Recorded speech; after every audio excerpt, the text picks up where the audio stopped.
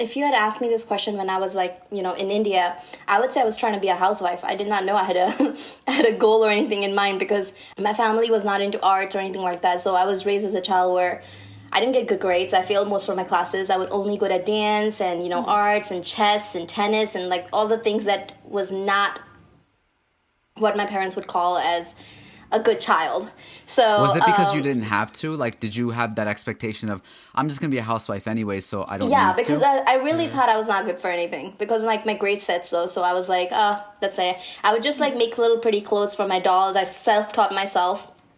Nobody really taught me. And then, just had the chance to dance and like I started liking dance and I got invested in it. And then I just said it out loud where I'm going to do that someday, but I did not think in my million years that actually I'm going to get to US and actually start something of my own.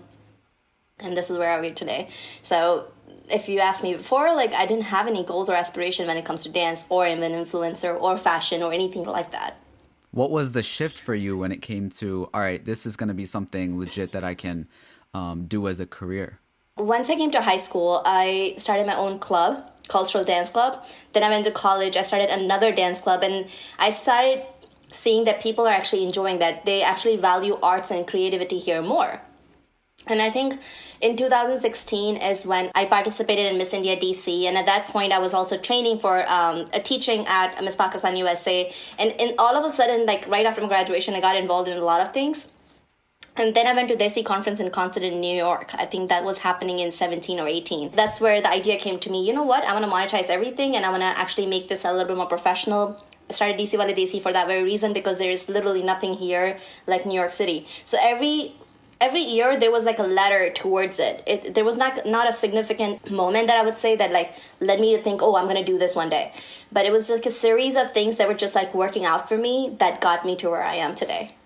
So DC Wale Desi, that was one of the first, it was a dance group that you started? No, it was just a community platform, which we started like Desi Grooves was one of the dance part of it. But then the whole platform was about anything to do with creativity.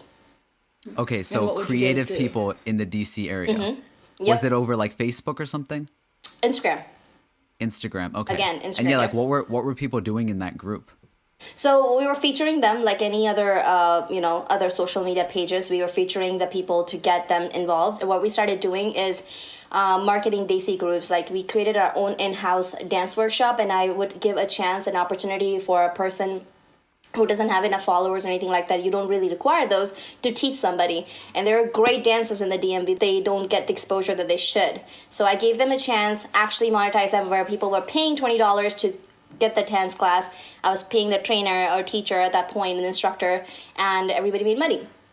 The other thing that they were like marketing, like, I connected with different brands and people. Since I was creating a database of Desi people in the DMV area, I was able to tell them that, hey, I can help you. If your market is Desi people, then in the DMV area, I got you covered. So we were able to create marketing campaigns for those kind of companies and make money out of that too, while helping them in the same process. So like That's everything incredible. it was like amazing to kind of help someone at the same time be able to make money. Which, when I would say to my dad that, hey, like, I want to do something, that it's not a stable career. But I feel like in arts and creativity, like, people make more money through that than their regular jobs.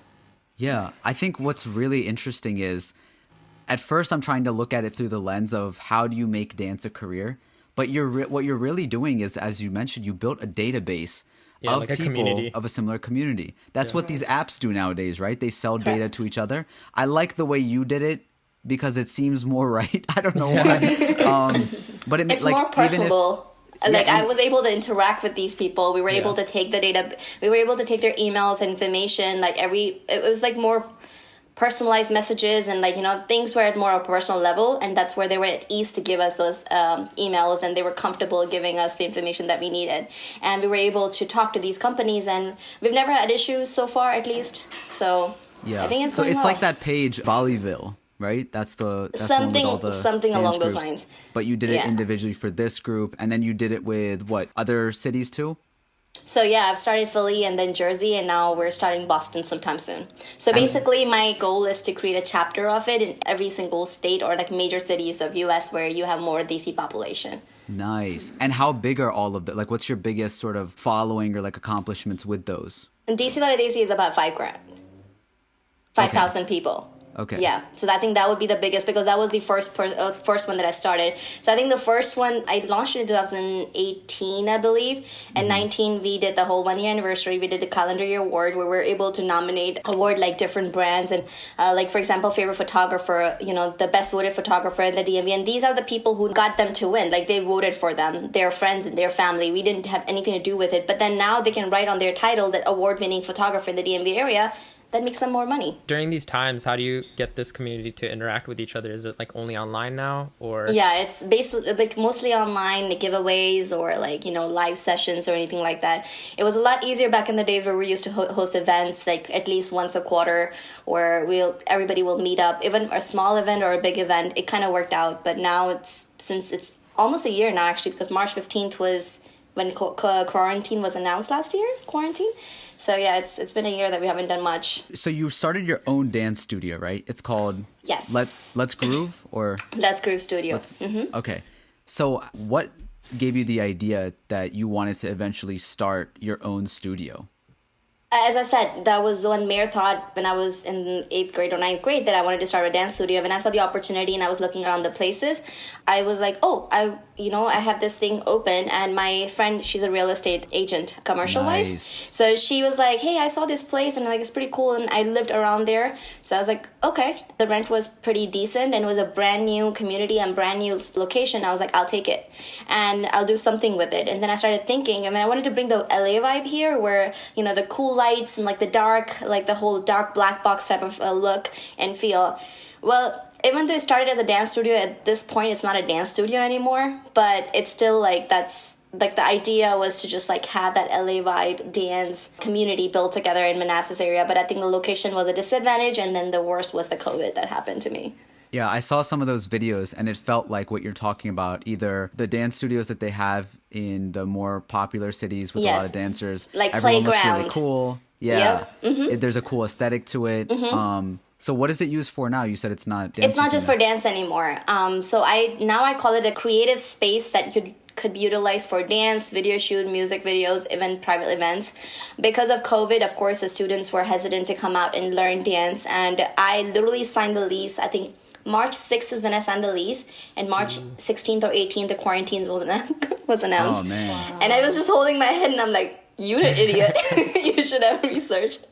Again, because I saw the location, and I didn't really think it through, and I just, like, took the opportunity, and then kind of suffered a little. But you've allowed a lot of, like, creative things to take place there. I've seen a lot of, like, really cool, like, creative shoots go on, very, like, in detail parties and everything. What made you get that idea to start doing all that? The day we started, literally a person who lives above. So it's actually residential properties on top, and then the properties downstairs are like, of course, real estate, like the commercial side. So the lady that lives upstairs, like, hey, my son's birthday is coming up. Can I use your space for a birthday party? I was like, well, does she live there? She lives there. So Wait, hold on. So you got to explain how you manage the whole sound thing. A lot of soundproof panels. And she, but she's and she pretty knows chill. this? She doesn't mind? Yeah, she's pretty chill, and I have a rule of keeping the volume at 50%. It's pretty loud still, so it doesn't transfer out. Like if you open the door, like you'll see the sound come out. Where when you close it, it's like barely a mumble. So it's pretty good so far. But of course, that was one of the concerns, that they would not give it to me until I have my soundproof check. Did you have to learn all that to like? Yes, a lot of YouTube videos. That's so cool that you're literally like, figuring it out, but then was any part of this, were you fearful at all of like, what if I buy this place? What if it's not? How do you get over that? Because even right now when you're speaking to us, it just seems like there were decisions made in a snap and you were so confident about it. See, right now I'm speaking confidently because, of course, it's already long gone. But at that moment, of course, there was like a lot of thinking involved. And like every moment I was just researching, Googling. Anytime the next hassle came through. And like there was a lot of problems when we started because, again, first of all, just to get my Let's Groove sign here, it took me a month because it was, of course, delivering from China. And everything was banned at that point. And all the shipping prices went up, like hiked. And that's like my main sign that I have to put there. Challenges like that did come through. It's just I had to like wait it out and be patient through it, and then finally opened up in July. Again, did not work out till like late November. From March to July, I literally had not opened the studio. From July to like late November, I made little to no income from it. It's just like me putting in the funds that I had raised or like my own funds. And then finally, I did this whole shoot where I showcased a picnic and brought that whole studio rental into place. And that's when it just hit. People started renting it out for music videos, for photo shoots, for like little events and stuff. And then I was like, okay, how can I even reduce my cost even more? So I started buying inventory and building my own little inventory where I was able to just buy one thing out of one rental and then give it out to 5 different rentals. So it was easy for me. So it's like 1 rental cost and then 5 pure profit. So like I worked my way through awesome. Finding different ways to kind of like make money and sustain and at the same time have fun with it, because again, anything creative, I have fun with it. So it worked out for me.